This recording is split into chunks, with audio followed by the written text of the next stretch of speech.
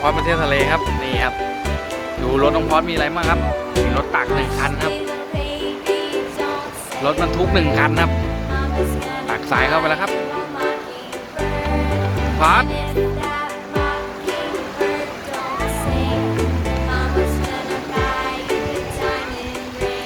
เต็มยางโดนอะไรมีตรงนู้นอีก2 คันครับมาลงรถน้องพอดกันครับนี่น้องพอดมีวันนี้มาลุยน้ำทะเลเลยครับมีลูกบอลอีก1 ลูกครับน้องพอดทำไรอ่ะ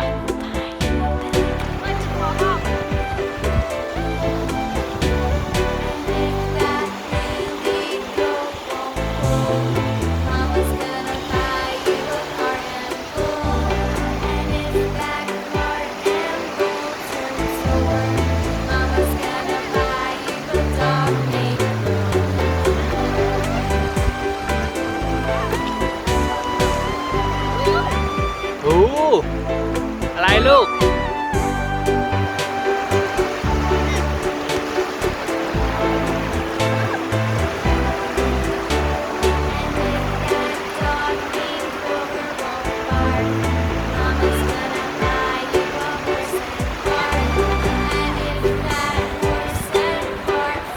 ไปแล้ว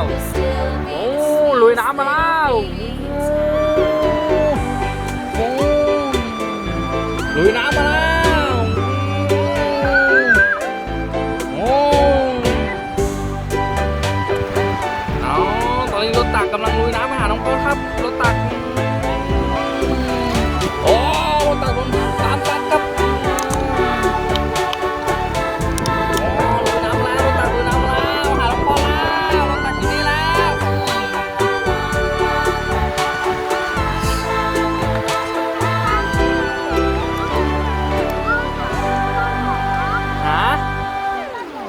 บอลเหรอเล่นบอลอีกเหรอเนี่ย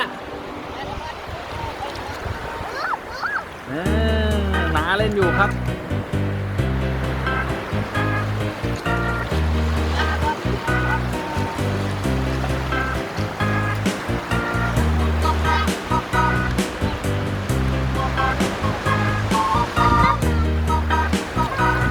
เอาบอลครับ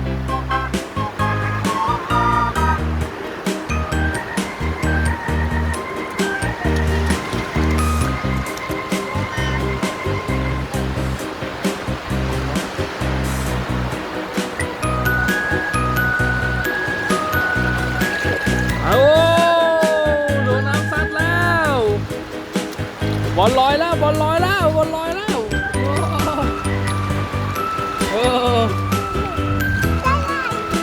ฮะ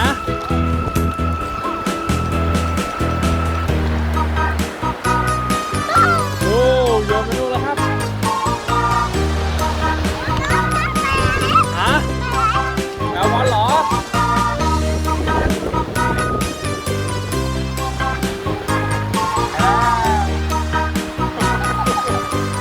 กลัวครับคือครับ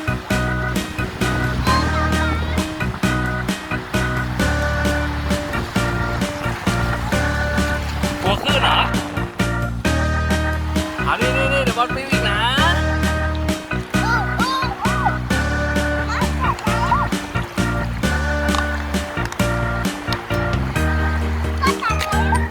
พอตักสายหนาพอตักสายหนาพอตักกันนะพอเทใส่นี่นะโอ้สายเหนียวจังเลย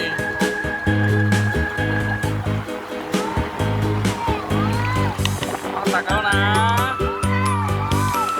สายเหนียวจังเลย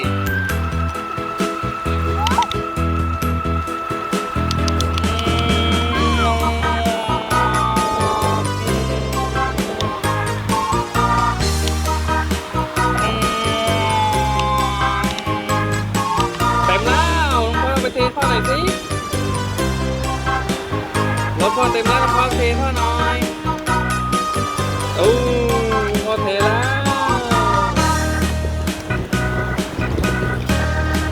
อบไหมหันหน้ามาดิชอบไหมมาอีกไหมลูกมาอีกบ๊ายบายก่อนเร็วบ๊ายบายทางนี้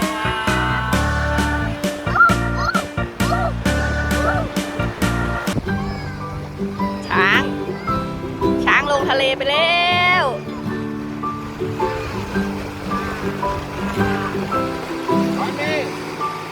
ช้างลงทะเลไปแล้วช้างน้อยกับช้างใหญ่ถีบช้างใหญ่ตกทะเลสิเหลือแต่ช้างน้อยกลับมาขึ้นฝั่ง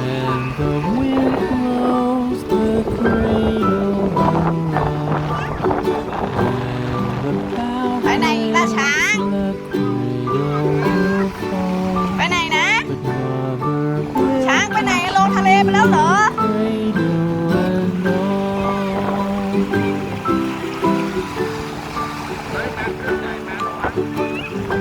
เร็วเร็วช้างเร็วเร็วขึ้นไล่เร็วเร็วเร็วช้างเร็ว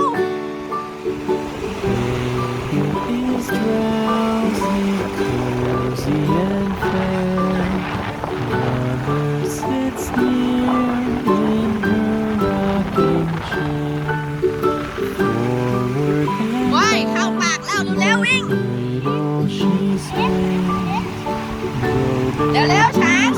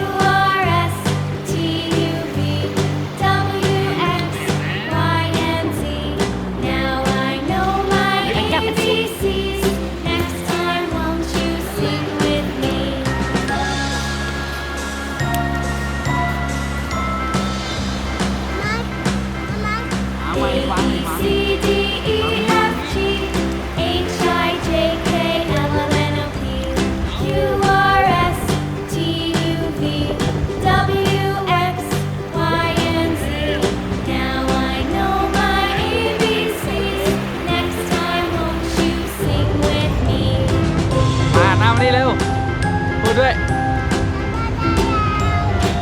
ฝากกดไลค์กดแชร์ด้วยนะครับโอ้กดแล้วยกนิ้วด้วยนี่